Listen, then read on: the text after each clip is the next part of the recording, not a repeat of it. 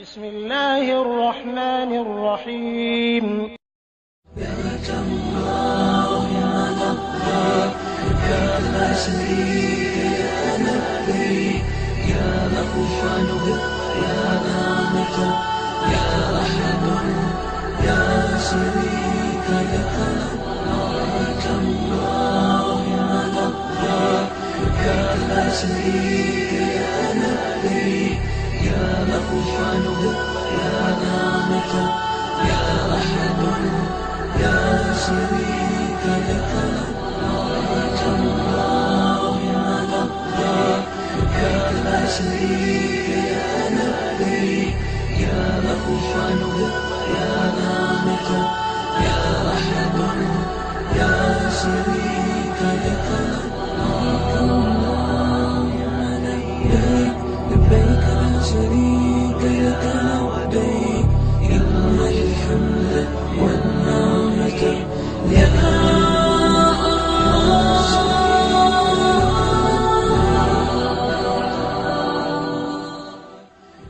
وزارت مذہبی امور آپ کو سفر حج کی مبارکباد پیش کرتی ہے اور دعا گو ہے کہ اللہ تعالیٰ آپ کا حج مقبول فرمائے۔ جب آپ حجاز مقدس کے سفر کی پہلی منزل جدہ انٹرنیشنل ایئرپورٹ پر لینڈ کریں گے تو جہاز سے اتر کر آپ مخصوص راستوں سے ہوتے ہوئے ایک بڑے ہال میں پہنچیں گے۔ یہاں تک پہنچنے کے لیے سعودی حکام آپ کو قدم بقدم رہنمائی دیں گے۔ یہاں ہی آپ کو اپنا سامان ملے گا جو آپ کی آمد کے ساتھ ہی کنویئر بیلٹ کے ذریعے اس ہال کے بیرونی حصے میں پہنچا دیا جاتا ہے۔ اپنا سامان وصول کرنے کے بعد آپ کو سعودی کسٹمز کے عملے سے واسطہ پڑے گا۔ یہاں کافی وقت صرف ہوتا ہے، بلکہ یوں کہیے کہ کئی گھنٹے بھی صرف ہو سکتے ہیں۔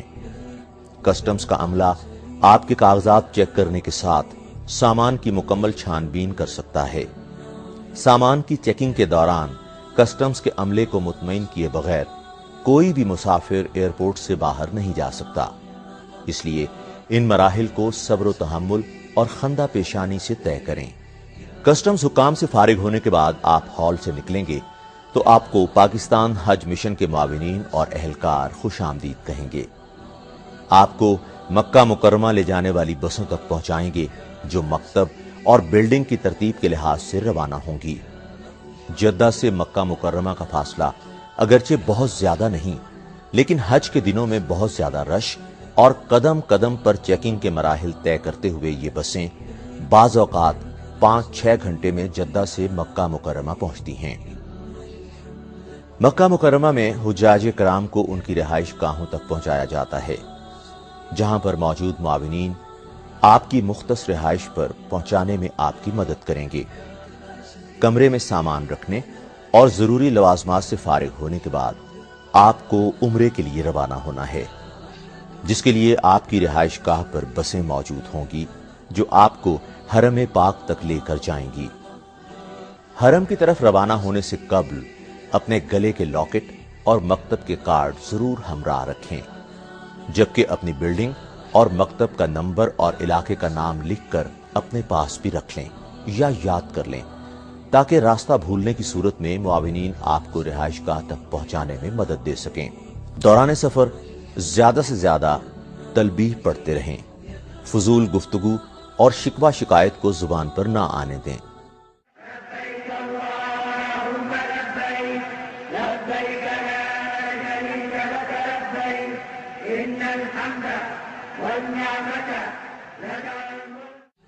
سنت کے مطابق حرم پاک میں داخل ہوں اور خانہ کعبہ پر پہلی نظر پڑتے ہی ہاتھ اٹھا کر خوب دعائیں مانگیں، کیونکہ یہ دعاؤں کی قبولیت کا خاص موقع ہے۔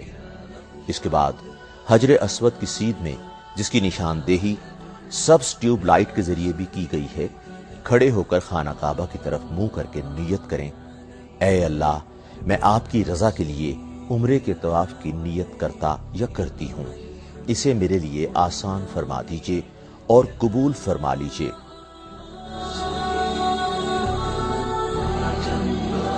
اس کے بعد بسم اللہ اللہ اکبر کہتے ہوئے حجر اسود کی طرف ہتھیلیوں کو چوم لیں۔ اسے حجر اسود کا استلام کہا جاتا ہے۔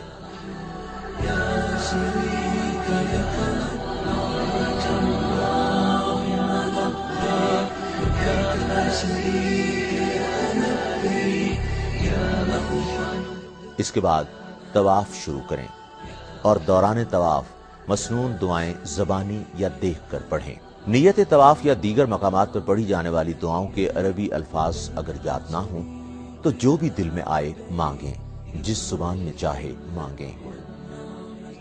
آپ کو خانہ کعبہ کے گرد 7 چکر پورے کرنے ہیں۔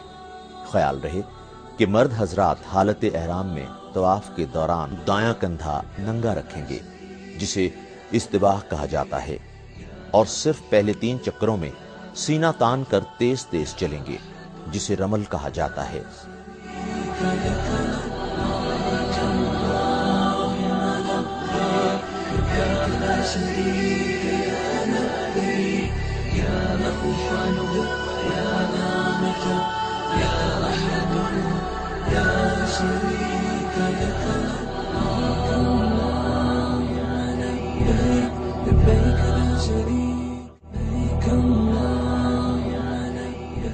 طواف کے بعد 2 رکعت نماز واجب الطواف مقام ابراہیم کے سامنے ادا کریں گے۔ اگر یہاں موقع نہ ملے تو یہ حرم میں کہیں بھی ادا ہو سکتے ہیں۔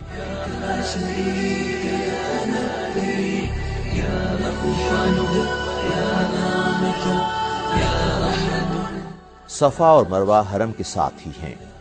صفا اور مروہ میں جو مسنون دعائیں آپ کو یاد ہیں پڑھیں۔ صفا پہنچ کر آپ سعی کی نیت کریں اور مروہ کی طرف چلیں۔ راستے میں جہاں سبز لائٹ شروع ہو تو وہاں سے مرد حجاج اس وقت تک بھاگیں جب تک دوسری سبز لائٹ نہ آ جائے، تاہم خواتین اپنی معمول کی رفتار سے چلیں۔ مروہ تک پہنچ کر آپ کا 1 چکر مکمل ہو جائے گا۔ یہاں قبلہ رو ہو کر دعائیں مانگنے کے بعد دوبارہ صفا کی طرف روانہ ہوں۔ سبز لائٹوں کے درمیان بھاگ کر اور باقی مقام سے معمول کی رفتار سے چل کر آپ دوبارہ صفا پہنچ جائیں گے۔ اس طرح آپ کے 2 چکر مکمل ہو جائیں گے۔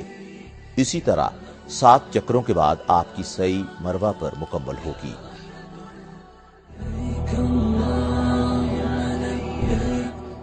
سعی کے بعد مرد حضرات حلق یعنی بال منڈوا کر اور عورتیں قصر یعنی بالوں کی لٹ کٹوا کر حالت احرام سے باہر آ جائیں گی۔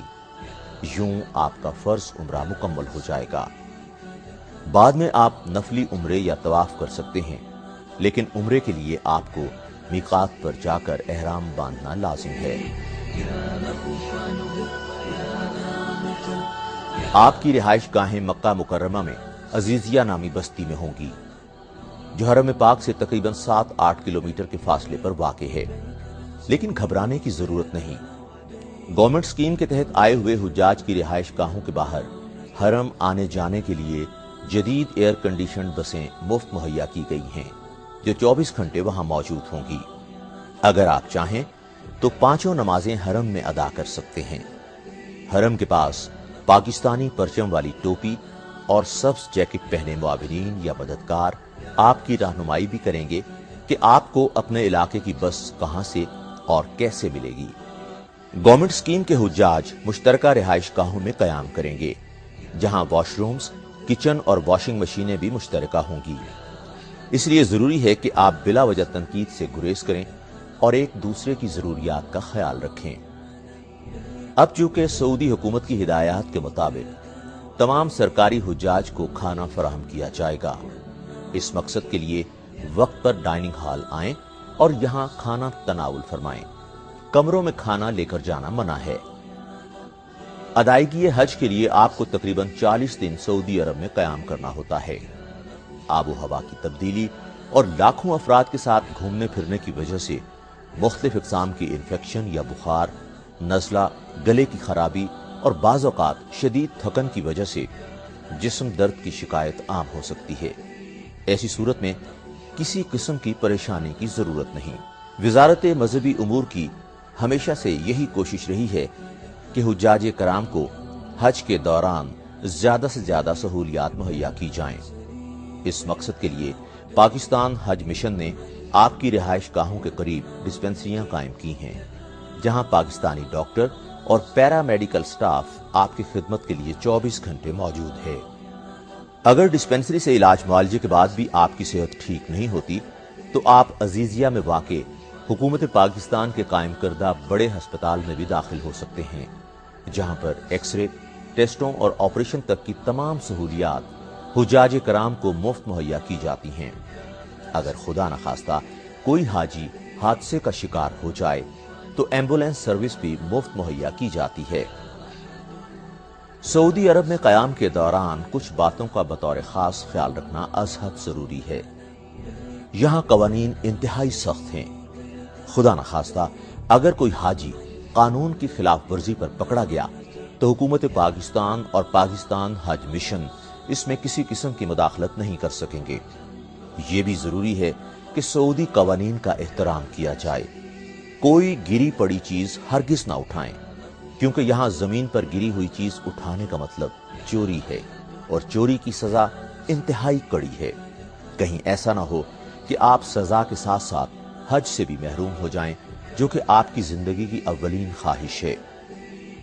यहां औरतों के अकेले फिरने को अच्छी नजर से नहीं देखा जाता, इसलिए अगर औरतों को बाहर जाना हो तो जरूरी है कि सऊदी रस्म रिवाज के मुताबिक अपने महरम के साथ और अबाया ओढ़ कर ही बाहर निकलें।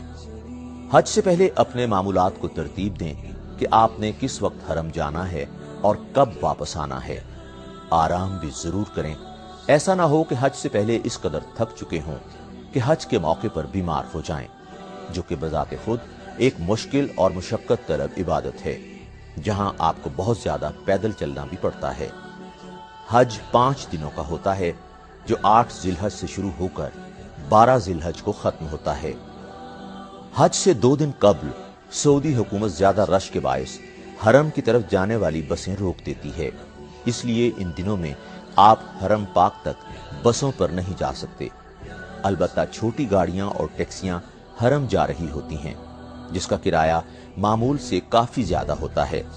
बेहतर है कि अपनी रिहाइशगाह के करीब वाक़े मस्जिद में नमाजें अदा करें। हज के दिनों के करीब अपने एहराम, बेल्ट और निहायत कम वजन सामान तैयार रखिए, क्योंकि 8 जिलहज को आप मिना रवाना होंगे। मकतब के लोग आपको इससे मुतालिक वक्त से पहले आगाह कर देंगे और मिना में कयाम के लिए मिना कार्ड भी देंगे, जिस पर खैमा नंबर, मकतब और दूसरी मालूमात दर्ज होती हैं। दौरान हज इस लॉकेट को पहन कर रखना जरूरी है। किसी मसले की सूरत में आप बिल्डिंग में मौजूद मुआविनीन की मदद हासिल कर सकते हैं।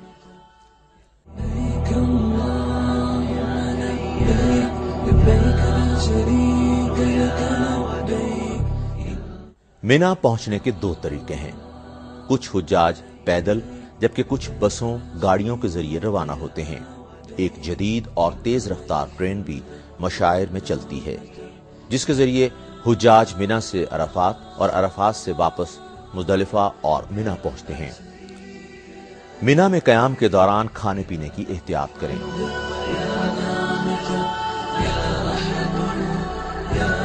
8 जिलहज की रात मिना में कयाम होगा और 9 जिलहज को तुलुए आफ्ताब के बाद अराफात की तरफ रवानगी होगी। 9 जिलहज को जो मैदान अराफात में पहुंच गया, उसका हज मुकम्मल समझा जाता है। हुज्जाज मस्जिद निमरा से खुतबा हज सुनने के बाद जोहर और असर की नमाजें इमाम के पीछे इकट्ठी अदा करते हैं और अपने रब के हुजूर मनाजात करते हैं।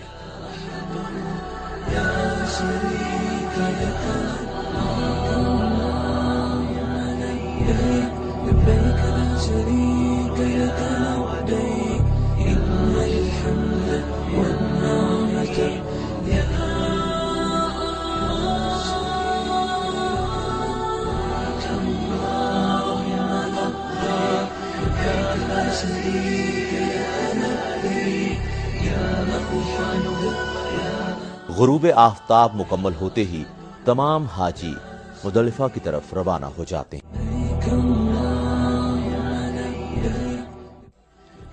मुजदलिफा पहुंचकर हुज्जाज मगरिब और इशा की नमाजें इकट्ठी अदा करने के बाद शैतानों को मारने के लिए 70 अदद कंकरियां इकट्ठी करते हैं और रात यहीं कयाम करते हैं। सुबह नमाज फज्र अदा करने के बाद फिर दुआओं में मशगूल हो जाते हैं और तुलुए आफ्ताब के बाद मिना की तरफ कूच करते हैं। 10 जिलहज को हुज्जाज जौक दर जौक मुजदलिफा से मिना पहुंचते हैं। उस दिन हुज्जाज ने बड़े शैतान को कंकरियां मारना है। आम तौर पर हुज्जाज जवाल के बाद या जोहर की नमाज के बाद कंकरियां मारने के लिए रवाना होते हैं। कंकरियां मारने के बाद हुज्जाज सुन्नत इब्राहिमी के तहत कुर्बानी करते हैं। कुर्बानी एक अहम फरीजा है। हुकूमत पाकिस्तान ने इस फरीजे की अदायगी के लिए हर हाजी को मुकम्मल इख्तियार दिया है कि वो चाहे तो ये कुर्बानी खुद करे या सरकारी स्कीम के जरिए करवाए। जो हुज्जाज अपने हाथ से बैंक में कुर्बानी के पैसे जमा करवाना चाहें, उनकी सहूलत के लिए हज से पहले कुर्बानी के कूपन हासिल करने के लिए जगह जगह बूथ भी कायम किए जाते हैं ताकि हुज्जाज बरवक्त और बआसानी ये कूपन हासिल कर सकें। हज से पहले बहुत से अफराद हुज्जाज कराम की रिहाइश गाहों में आ जाते हैं और खुद को यहाँ का रिहायशी जाहिर करके और बैंक के जरिए की जाने वाली कुर्बानी के नकाइस बयान करके हुज्जाज से बैंक वाली कुर्बानी से कुछ कम पैसे लेकर उन्हें अपने नंबर दे जाते हैं कि 10 जिलहज को आपकी कुर्बानी आपके सामने की जाएगी और चलते बनते हैं। इनमें बेशतर फ्रॉड लोग होते हैं। ऐसे लोगों से होशियार रहें। सऊदी हुकाम भी ऐसे अफराद की तलाश में रहते हैं, लेकिन इसके बावजूद ये अफराद सादा लो हुज्जाज से कुर्बानी के नाम पर पैसे बटोर लेते हैं। बेहतर है कि वजारत मजहबी उमूर या सऊदी बैंक के जरिए ही पैसे जमा करवाए जाएं। वो आपको कुर्बानी का वक्त भी कूपन पर बता देंगे। कुर्बानी 10 जिलहज या 11 जिलहज को होती है। हुज्जाज कराम को चाहिए कि जब तक कुर्बानी का वक्त ना आ जाए उस वक्त से हलफ या कसर ना करवाएं और एहराम ही में रहें। कुर्बानी के बाद हुज्जाज हलक या कसर करवाकर एहराम खोल देते हैं और तवाफ ज़ियारत के लिए हरम रवाना होते हैं। और तवाफ ज़ियारत के बाद हुज्जाज इबादत हज के एक बड़े हिस्से से फारिग हो जाते हैं, लेकिन उनका क़याम मिना में ही होगा। अलबत्ता 12 जिलहज को दोबारा तीनों शैतानों को कंकरियां मारने के बाद हुज्जाज गुरूब आफ्ताब से कबल मिना छोड़ देते हैं, वरना 13 जिलहज को भी कंकरियां मारने के बाद मिना से रवाना होते हैं। मिना से वापस आने के बाद हज के तमाम मनासिक खत्म हो जाते हैं।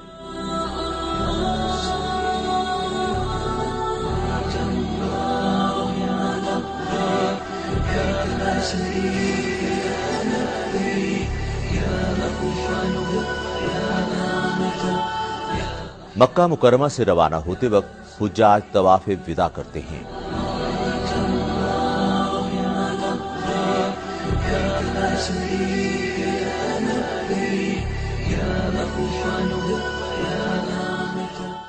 जो हुज्जाज कबल अज हज मदीना मुनव्वरा नहीं गए थे, वो अपनी पाकिस्तान रवानगी से तकरीबन 10 दिन कबल रोज़ा रसूल सल्लल्लाहु अलैहि वसल्लम पर हाजिरी और दीगर ज़ियारात के लिए मदीना मुनव्वरा रवाना कर दिए जाते हैं।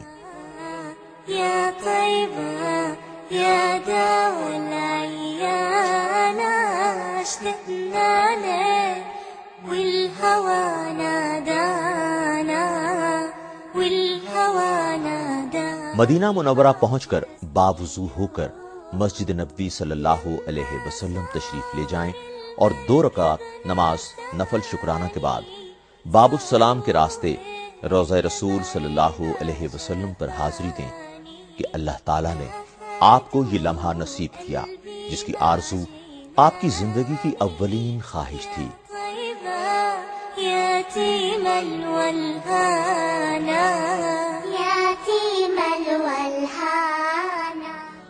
हज से फरागत के बाद हुज्जाज अगर मक्का में अपनी रवानगी तक मुकीम हैं तो उनका ज्यादा वक्त हरम पाक में तवाफ और नमाजों की अदायगी और मदीना मुनव्वरा की सूरत में मस्जिद नबवी और रोज़ा रसूल सल्लल्लाहु अलैहि वसल्लम की हाजिरियों में सर्फ होना चाहिए कि शायद जिंदगी में ये मौका दोबारा कभी नसीब ना हो।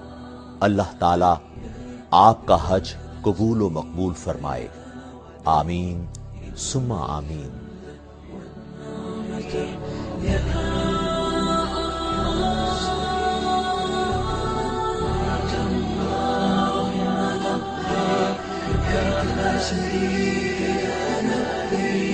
يا غفران يا أمة يا أحد يا شريك